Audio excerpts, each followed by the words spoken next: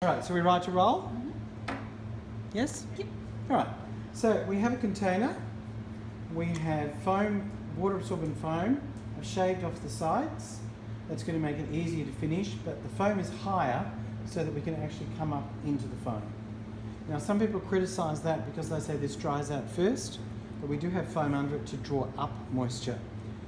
If we're mossing, make sure the moss doesn't come over the side of the container because it will conduct moisture out and dribble over the container. Now I'm going to do the base first, and we're going to make this all in lines. So we've got Monstera here. And I'm going to come in, and if you actually look at the backbone of the leaf, I'm going right into that foam, pressing that right down. There's the backbone, which already gives us a line. Now, the moment that I put this one across onto the other side, we've got a lot of texture happening. A lot. So there's a lot of colour, there's a lot of texture, and a lot is already taking place. So we're definitely going to work on 2/3 here, but we're coming up to 1/3 higher up. Now, many people like to put their backing in so that they can see where they're heading. I might do that on this occasion. This is the pineapple flower. This one's smaller. Cut it on a good strong angle. And height-wise, because of the size, I can actually pierce through that.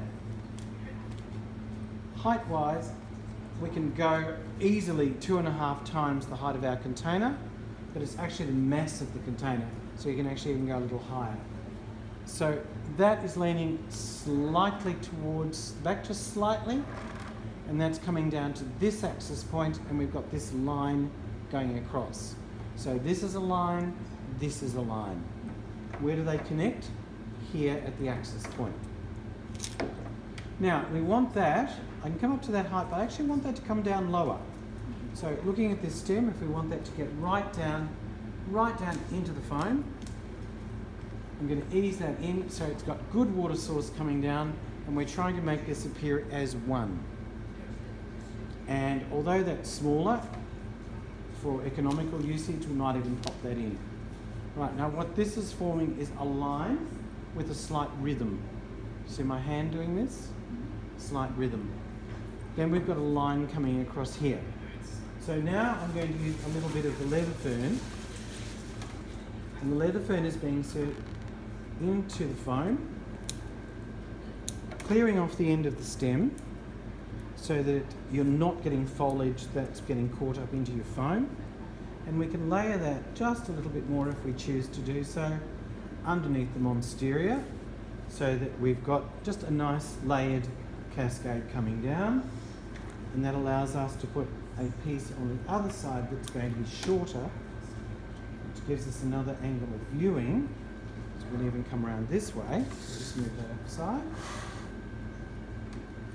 So we've got pointed tips. That's always going to be easier for us.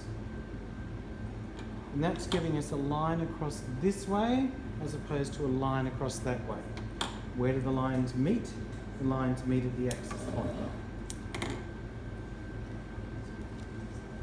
Now, I can actually come up and go through the leaf if I choose to, but I'm making that look more obvious.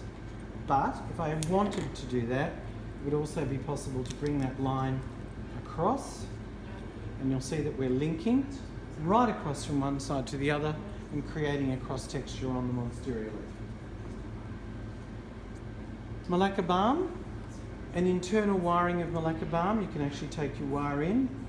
It will get caught there, push it. Do you wish to see that done? Stop then.